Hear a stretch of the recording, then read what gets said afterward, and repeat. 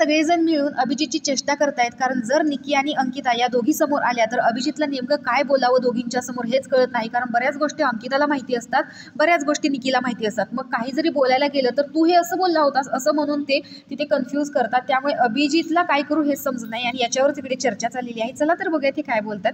तर सगळे सदस्य बेडरूम एरियामध्ये बसलेले असतात आणि अरबाज विचारतो की अभिजित दादा तुम्ही लग्न कोणत्या इयरमध्ये केलं, तर तो सांगतो की 2008 मध्ये केलं. त्यावरती निकी विचारते की मग कॅमेऱ्यासमोर येऊन त्यांनी बाईट का नाही दिली. त्यावरती अभिजित सांगतो तिला अजिबात इंटरेस्ट नाही असल्या गोष्टीत कॅमेऱ्यासमोर येणं वगैरे. त्यावरती धनंजय सांगतो त्यांना कॅमेरामध्ये येण्यात इंटरेस्ट नाही, याला खूप इंटरेस्ट आहे तिच्यात.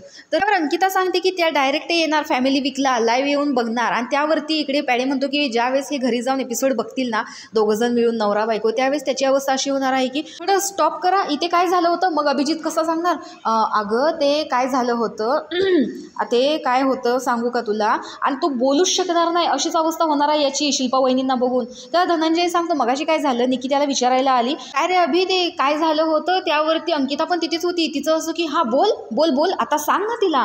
त्यावरती त्याला काय बोलू, हा झालं असेल मग हो का असं म्हणून त्यानं तो विषय टाळून दिला. त्यामुळे अंकिता आणि निकी समोर आली ना त्याला काय बोलायचं हेच समजत नाही असं धनंजयचं स्पष्ट मत आहे. त्यावर निकी विचारते तू सगळ्यांशीच असं बोलतोस का फक्त माझ्याशी बोलतो.